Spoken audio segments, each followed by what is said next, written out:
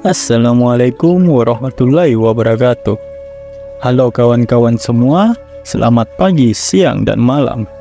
Dimanapun kawan-kawan semua berada, saya harap semoga kita semua sedang dalam keadaan yang baik-baik saja. Dan jangan lupa untuk tetap bersyukur dengan apa yang kita miliki saat ini, dan selalu bersabar dan ikhlas untuk apa yang akan terjadi ke depannya. Baik kawan-kawan semua, tanpa berlama-lama lagi, mari kita lanjutkan cerita yang sebelumnya.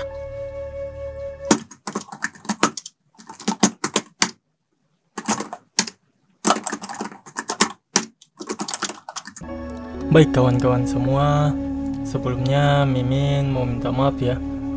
Mimin belum konsisten buat upload videonya dikarenakan HP yang Mimin pakai itu lagi error-errornya.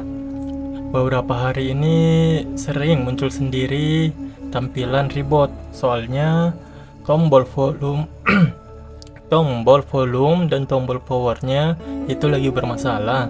Belum lagi memori HP Mimin tuh penuh kawan-kawan semua. Jadi sekali lagi mohon mohon maaf. Jadi sekali lagi Mimin ucapkan mohon maaf kepada kawan-kawan semua. Bukannya Mimin gak mau perbaiki HP-nya atau nambah memory card. Pertama, HP Mimin tuh gak mendukung memori eksternal. Kedua, Mimin memang gak punya dana buat perbaiki HP Mimin untuk saat ini. Nah, daripada kawan-kawan semua dengar Mimin curhat jadinya nih, mending kita lanjut aja ceritanya ya. Scene memperlihatkan dimana Yunho yang sedang memegang tangan dari adiknya, dimana tangan adiknya itu masih merah dan membekas akibat dicengkram oleh Pang Jae-ak. Aku dengan sopan menolak, tetapi dia dengan paksa menarik aku dan menyeretku, ucap Somi kepada Yunho. Kamu akan kesakitan selama beberapa hari, tetapi kamu akan baik-baik saja setelah aku mengoleskan obatnya. Oh, baiklah kak, terima kasih. Baik, sama-sama adik, ucap Yunho kepada adiknya sembari mengobati tangan dari adiknya itu. Permisi, apakah ada tempat duduk untuk orang tua di sini? Ucap orang tua yang ada di akhir video sebelumnya. Saling tatapan mereka berdua saat ini. Yunho sepertinya tidak nyaman dengan kehadiran si Pak Tua ini. Sementara si Pak Tua ini sepertinya memiliki rencana licik untuk si Yunho. Diperlihatkan di sana simbol tali yang berwarna merah, oranye, dan juga biru. Mimin belum tahu ya ini simbol apa dari klan apa atau faksi apa gitu. Yunho memperhatikan simbol tali yang ada di pinggang itu. Dalam pakaian usang dengan 8 simbol ya, ucap Yunho di dalam benaknya. Di antara banyaknya tatapan, ada satu tatapan yang sangat menggangguku, ucap Yunho. Itu adalah tatapan dari tetua Gaibang. Berarti si Pak Tua itu merupakan salah satu tetua dari Gaibang.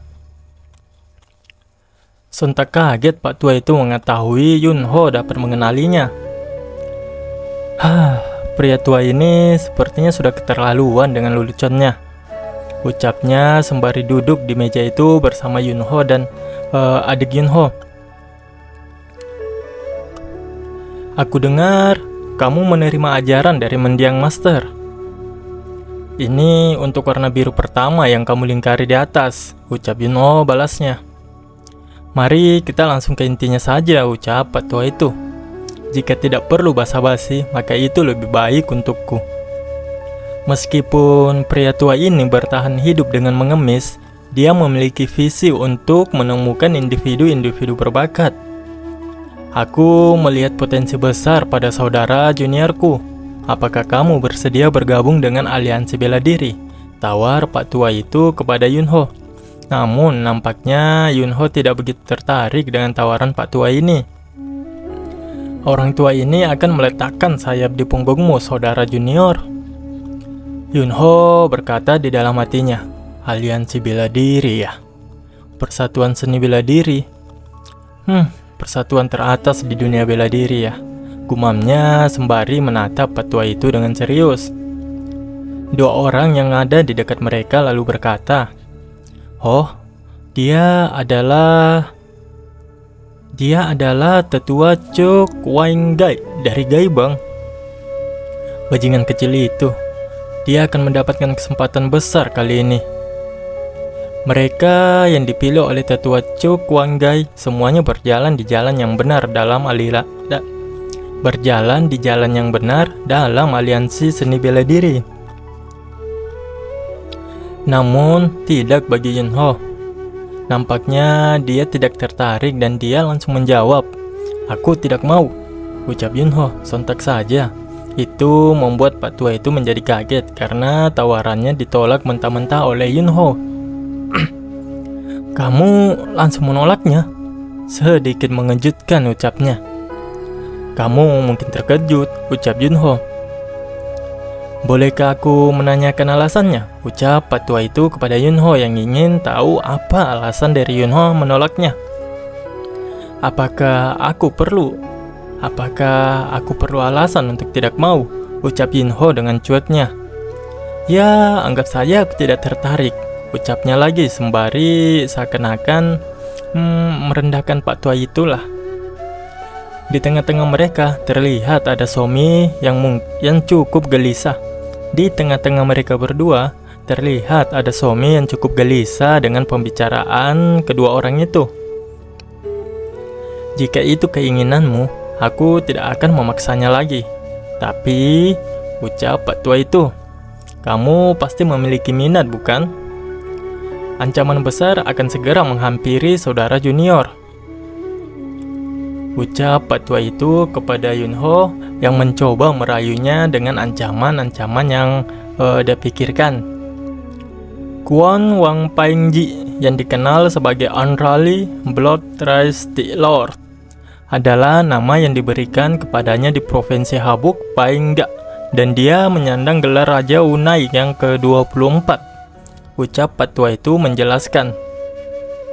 Mereka yang cukup berpengetahuan tahu bahwa dia adalah orang yang mengamuk dan mendatangkan malapetaka saat didorong secara ekstrim.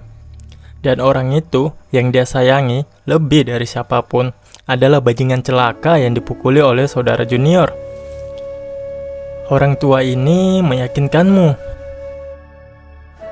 Silsilah Paingga tidak akan tinggal diam sementara wibawanya diremehkan. Ucap pria tua itu panjang lebar kepada Yunho. Dia berusaha membujuk dan merayu Yunho agar menerima tawarannya melalui ancaman-ancaman yang akan diberikan oleh bapak dari Sepangjayak tadi. Dia anak dari ayah terkutuk itu ya, ucapnya dalam benaknya. Ucap Yunho di dalam benaknya. "Bagaimana menurutmu?" Pak Tua itu sekali lagi bertanya kepadanya. "Meskipun kamu adalah saudara juniorku, kamu tidak ingin terlibat dengan orang seperti itu, kan? Dan lelaki tua ini juga merasakan hal yang sama. Aku akan memberitahu Master dan dengan bersih menyelesaikan situasi yang dialami saudara juniorku. Tentu saja, itu jika saudara junior kita menunjukkan sedikit minat untuk bergabung dengan aliansi bela diri," ucap Pak Tua itu yang kembali merayu Yunho dengan memberikan iming-imingan perlindungan dari klan mereka. Dari aliansi seni bela diri. Somi yang semakin panik dan semakin gelisah, dia lalu menegur kakaknya. "Kakak." Yunho lalu berkata, "Kata-katamu yang tidak perlu membuat adik perempuanku gelisah," ucapnya. "Jika kamu telah mengatakannya, tolong jangan menahan diri untuk tidak mengganggu makan kami," ucap Yunho yang mengusir Pak Tua itu dengan cara yang halus. Pak Tua itu kemudian berdiri dan ingin beranjak meninggalkan mereka berdua. Aku yakin kita akan segera bertemu lagi, ucapnya. Kakak, apa tidak apa-apa menyuruhnya pergi begitu saja? Tanya Somi kepada kakaknya yang terlihat begitu gelisah. Jangan khawatir, Somi, tidak ada yang akan terjadi, ucap kakaknya yang menenangkan adiknya itu. Pak tua itu lalu terlihat pergi meninggalkan kerumunan. Dia berbicara di dalam benaknya. Bahkan jika mereka tidak tahu banyak tentangku, bagaimana dia bisa begitu percaya diri di depanku? Aku tetua Gaibang. Terlebih lagi, meski mengetahui ancaman dari Pyong Jiol, bahkan tidak ada sedikit pun rasa takut di matanya. Pernahkah aku melihat orang seperti itu di antara para murid muda baru-baru ini? Ucap Pak tua itu yang campur aduk antara jengkel tapi seakan-akan ada rasa takut yang ditimbulkan oleh Yunho kepada dirinya. Itu pasti bukan kepercayaan omong kosong belakang yang mengandalkan orang lain, tapi kepercayaan diri yang begitu tinggi akan kekuatannya sendiri. Hahaha, itu menyebalkan sekali, ucap Pak tua itu sembari meninggalkan kediaman dari keluarga Namgung. Sin lalu memperlihatkan ruang bawah tanah keluarga Namgung, tepatnya di dalam tahanan. Ada seseorang di sana yang merupakan utusan dari Kuan Wang Pangji atau ayah dari Pang Jaek. Bodoh sekali, ucapnya. Aku memperingatkanmu untuk berhati-hati dengan kata-kata dan tindakanmu. Namun, harap tenang, ucap seseorang. Sepertinya sesuatu meningkat menjadi pertengkaran sengit. Tetapi apakah perlu memenjarakan seseorang karenanya? Ucap putusan itu kepada seseorang dari klan Namgom. Aku berurusan dengannya sesuai dengan tindakan disipliner, ucap orang itu. Jika Tuan Habuk Paingga tahu, dia tidak akan tinggal diam, ucap utusan tersebut kepada orang dari klan Namgung itu. Ternyata orang tersebut adalah Namgung Hyun yang merupakan ketua Hyongdang. Tidak ada seorang pun di klan Namgung yang bisa berada di atas aturan klan Namgung itu sendiri, ucapnya dengan tegas kepada si pengutus itu. Tentu emosilah utusan itu mendapat jawaban yang seperti itu. Sin lalu memperlihatkan di sebuah rumah, entah ini di kediaman siapa ya kawan-kawannya. Teriak seseorang di sana. Apa katamu? Jadi, maksudmu bajingan itu saat ini dikurung di ruang bawah tanah? Emosi sekali Pak tua itu mendengar kabar dari utusannya tadi. Aku mencoba melepaskannya, tapi para tetua itu keras kepala, ucap utusan itu. Mengerang emosi sekarang dia menahan emosinya. Keluar semua urat-urat di wajahnya karena kesal. Ini beraninya orang-orang sombong itu, ucapnya yang begitu marah. Dia cengkram gelas itu hingga penyot. Habbyong Daiju, ucapnya. Ya tuanku. Oh, berarti utusan tadi itu bernama Habbyong Daiju. Kita sebut aja Daiju, biar lebih mudah ya kawan-kawan. Pergi dan patahkan kedua kaki anak saudagar itu, ucap ayah Pang Jaeok. Apakah Anda berbicara tentang putra Tuan Cheo Najang yang mulia? Cheo Najang telah terlibat dalam transaksi keuangan yang saling menguntungkan dengan kita selama beberapa generasi ini, ucap si utusan yang pertama tadi. Jika masalah ini meningkat lebih jauh, itu akan mempengaruhi hubungan kita dengan Cheo Najang di masa depan, ucapnya yang membujuk ayah Pang Jaeak agar tidak bertindak berlebihan.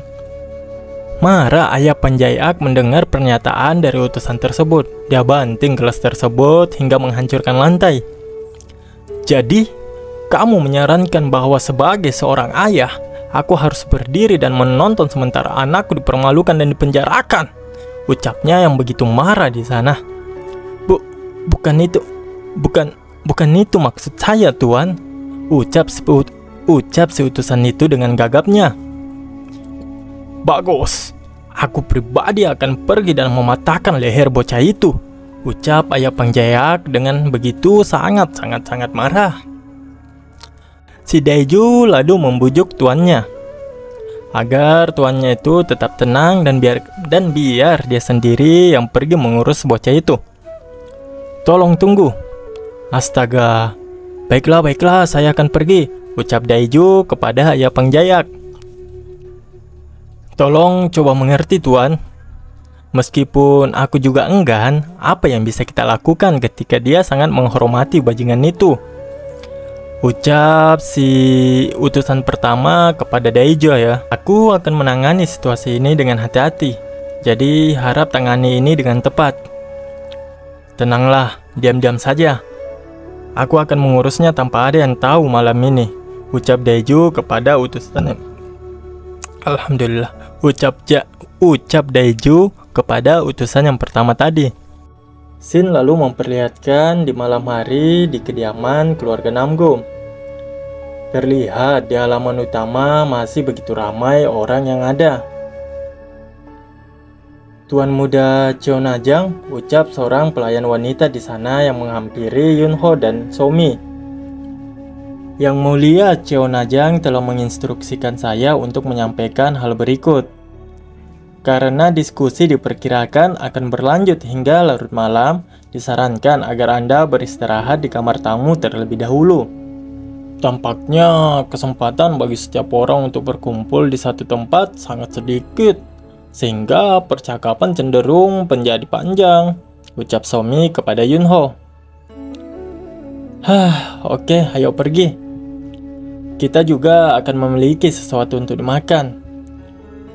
Aku mulai bosan ditatap dengan orang-orang yang ada di sini, ucap Yunho sembari mengajak mereka berdua untuk pergi. Saya akan memandu kalian ke tempat kalian. Silakan lewat sini tuan, ucap pelayan wanita itu. Di atas salah satu rumah yang ada di sana, sudah ada Daeju yang memperhatikan mereka bertiga. Lebih tepatnya memperhatikan sini ya, si Yunho. Dia lalu bergumam di dalam hatinya untuk berpikir bahwa aku harus khawatir melawan anak-anak pada usia ini. Hanya untuk mencari nafkah seperti ini, aku harus melakukan hal-hal yang seperti ini, ucapnya di dalam benaknya. Ya, sejatinya dari percakapan kedua orang dari ayahnya si Pangjayak ini, mereka berdua ini sebenarnya adalah orang-orang baik ya kawan-kawan. Hanya saja yang namanya seorang bawahan, ya mau ndak maulah ikut instruksi dari atasannya. Ya namanya juga kerja gitu kan. Yunho lalu berkata kepada adiknya, masuklah ke dalam dan istirahatlah dulu. Bagaimana denganmu kakak? Ya ampun, aku sudah makan begitu banyak sehingga aku merasa harus berjalan sedikit, ucap Yunho untuk menenangkan adiknya. Aduh, sepertinya kamu makan tanpa istirahat. Jangan keluar terlalu larut dan segeralah kembali kakak. Baiklah adik. Sepertinya ada seorang penyusup di kamar tamu. Bahkan seseorang yang bertahan sekitar 10 li atau 5 km di luar dari daerah ini akan merasa terbebani, ucapnya di dalam benaknya. Yunho lalu berjalan mengelilingi halaman dari rumah keluarga Namgung. Dia menjelajahi semua sudut demi sudut bangunan yang ada di sana. Dia kemudian tersadar bahwa ada seseorang yang menguntiknya di belakang. Dia lalu berjalan ke tempat yang lebih sepi. Lalu di mana dia? Gumamnya di dalam hatinya. Berapa lama kamu akan menunggu kesempatan? Ucap Yunho yang sepertinya sengaja mengeraskan sedikit suaranya. Sontak saja itu membuat si Daeju terkejut. Jika kamu dengan sengaja mengikutiku sampai ke tempat terpencil dan sepi ini, etikat yang tepat untuk setidaknya menunjukkan dirimu setelah melalui semua ini, ucap Yunho yang sekali lagi mencoba untuk memprovokasi si Daejo itu agar keluar dari persembunyiannya. Daejo sontak saja panik karena si Yunho itu bisa menyadari kehadirannya. Dia lalu bergumam di dalam hatinya, "Aku benar-benar menghapus semua jejak dengan memanfaatkan teknik turtle breath secara ekstrim. Seolah-olah dia akan menyadari kehadiranku," ucap si Daejo di dalam benaknya yang sudah begitu panik. "Aku bisa mendengar nafas kegelisahanmu dari sini," ucap Yunho sekali lagi memprovokasi. Sontak itu membuat si Daejo itu semakin panik. Refleks dia menutup hidungnya. Dia mungkin memainkan sebuah tipuan," ucap Daejo. "Bahkan jika dia merasakan kehadiranku, dia tidak yakin. Jadi dia mencoba memancing konfrontasi kan?" Mengapa kamu ragu-ragu? Apakah kamu menyadari bahwa kamu akan melakukan sesuatu yang buruk? Ataukah apakah karena kamu kurang percaya diri? Ujar Yunho yang semakin mengeraskan suaranya. Sontak saja, mendengar pernyataan dari Yunho itu membuat Daejo menjadi kesal. Melotot kini dia sampai keluar urat-urat matanya. Begitu emosi dia dibuat oleh kalimat-kalimat yang dikeluarkan oleh Yunho. "Brengsek, memang benar aku tidak jujur dan terhormat. Pernyataan itu adalah sesuatu yang aku sebagai pemimpin Hopyeong Daejo tidak bisa membiarkannya begitu saja," ucapnya di dalam benaknya. "Pada akhirnya hanya kamu dan aku di sini. Jika tidak ada yang tahu, itulah akhirnya," ucap Daejo yang kini tepat berada di atasnya Yunho. Dia lalu bersiap-siap untuk menerjang dan memberikan serangan kepada Yunho. "Aku akan membuatmu menjadi tidak bisa kencing selama setengah tahun ini." Namun sayang, Yunho yang memang sudah sedari awal menyadari kehadiran dari Daejo itu, dia memutar badannya lalu memberikan serangan balasan kepada bukan serangan balasan sih. Dia lalu mengadu serangannya dengan serangan yang dilancarkan oleh si Daejo itu. Kamu telah menyanyiakan pelatihan seni bela dirimu," ucap Daejo yang menerima serangan dari Yunho. Sontak saja terlempar si Daejo itu, padahal dia memiliki badan yang jauh lebih besar daripada Yunho. Terhampas kini dia hingga ke tembok. Langsung hancur tembok yang ada di sana. "Kamu berani menyerang dari belakang dan memuntahkan niat membunuhmu ke segala arah. Apa yang ingin kamu capai di masa depan?" ucap Yunho yang seakan-akan menggurui si Daejo itu. "Sepertinya kamu melihatku sebagai sampah ya." "Arogan," ucap Daejo yang begitu kesal. Dia kemudian berdiri dan melompat untuk menyerang Yunho sekali lagi. "Dasar bajingan kau! Dasar bajingan kau!" Dan tentu saja serangan kali ini berhasil menyentuh tubuh dari Yunho. Mundur Yunho beberapa langkah akibat serangan itu. Namun, itu tidak berefek banyak kepada Yunho. Yang ada malah si Daejo itu yang menjadi kaget. "Oh, mobil. Apakah hanya ini yang kamu punya?" ucap Yunho yang memasang wajah-wajah bengisnya di sana.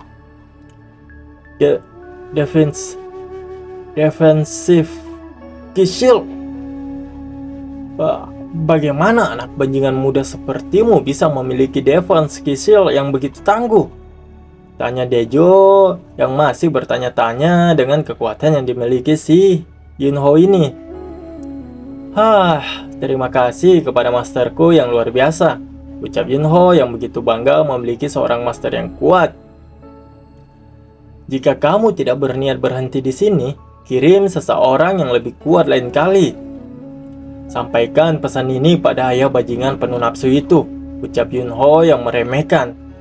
Sontak saja itu membuat si Dejo itu begitu kesal. Tidak terima dirinya diremehkan begitu saja oleh Yunho. Diamlah, beraninya anak seorang pedagang biasa.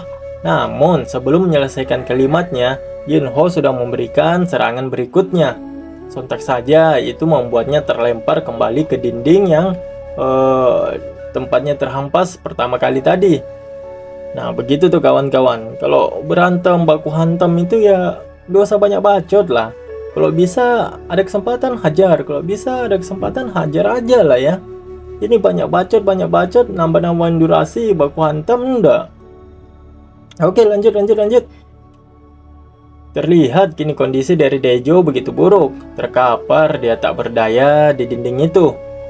Yunho hanya menatapnya, mungkin memastikan apakah dia masih bergerak atau tidak. Namun, seketika pandangannya berubah ke suatu arah, di mana arah itu ada seseorang yang datang. Astaga. Ya.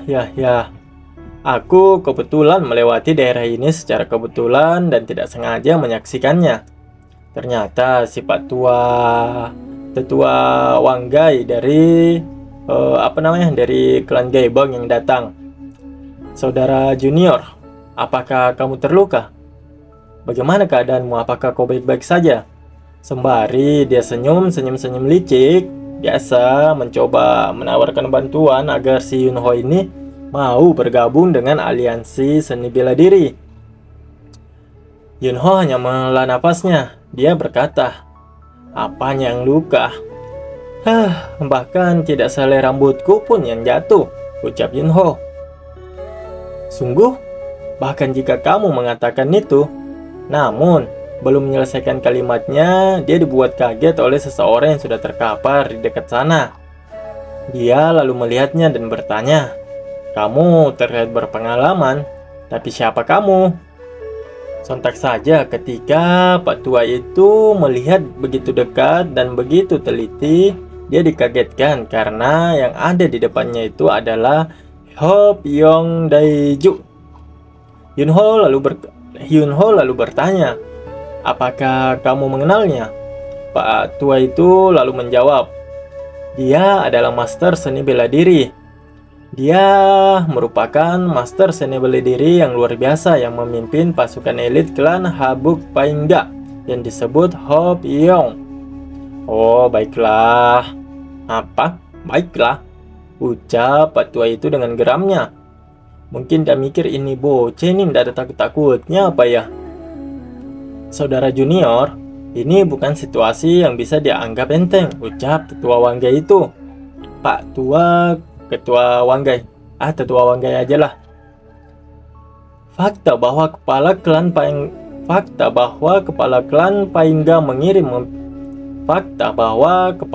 Paingga mengirim pemimpin Ho Pyong Daeju artinya dia tidak berniat membiarkan masalah ini dengan mudah. Kamu juga mengatakan hal yang sama di siang hari tadi, ucap Yenhu. Pada waktu itu, aku punya niatku sendiri, jadi aku sengaja melebih-lebihkannya, ucap tetua Wanggai. Jika kepala klan Paingga tahu bahwa bahkan pemimpin Ho Pyong Daeju gagal menghadapimu, pasti perhatiannya akan tertuju padamu dan dia akan datang mencarimu sendiri. Jadi, mulai sekarang dengarkan baik-baik apa yang aku katakan, ucap si tetua Wanggai yang menasihati dan memperingati si Yunho ini. Ya, baik juga sih sebenarnya niat dari Pak Tua ini, dari tetua Wanggai. Hanya saja dia salah memberikan saran kepada salah orang lah. Ya, belum tahu aja lah dia ini ya, si Yunho ini kekuatannya kayak mana. Jika kamu akan berbicara tentang aku bergabung dengan aliansi Murim lagi, aku akan pergi, ucap Yunho yang mengabaikan tetua Wanggai di sana. Saudara Junior, kali ini aku benar-benar khawatir. Itu sebabnya aku menanyakan ini padamu. Jika kepala klan Paingga secara pribadi campur tangan, maka itu berarti penguasa Cheonajang pun tidak bisa melindungimu, ucap tetua Wanggai yang sekali lagi memperingati Yunho. Namun, ya sesuai sikap dari si Yunho itu, dia cuek dan mengabaikan si tetua Wangai. Dia tutup kedua telinganya lalu berjalan menjauh dari tetua Wangai. Betapa berisiknya. Apakah aku harus membunuhnya saja ya? Ucap Yunho di dalam benaknya. Kamu menjatuhkan bara di kakimu sendiri, bukan di kaki orang lain. Ucap tetua Wangai yang menyaksikan kepergian dari Yunho. Sial, kau seperti seseorang yang tidak bisa mengerti kata-kata akal sehat. Ucapnya lagi. Dia lalu berkata di dalam hatinya, akan tetapi, di pikiranku yang lain, mungkin kepala klan Paingga yang terbakar dengan api di kakinya sendiri. Hei, apa kamu baik-baik saja? Habyung, Daeju, Habyung. Bangun, hoi, bangunlah kau, hoi. Si tetua Wangai mencoba untuk menyadarkan si Habyung Daeju itu. Ya, namun sudah dihajar habis-habisan kayak gitu, nggak bisa sadar sudah orang satu itu. Shin lalu memperlihatkan di kediaman keluarga Paingga. Terlihat di sana si Daeju yang masih pingsan di atas sebuah tempat tidur. Seorang pelayan lalu berkata, kami menemukannya pingsan di depan markas besar fraksi dan membawanya ke sini dengan cepat. Sepertinya yang bawa si Daeju ini si tetua Wangai tadi ya kawan-kawannya. Tidak ada luka besar, tapi dia masih belum sadar. Ucap pelayan itu yang melanjutkan kalimatnya.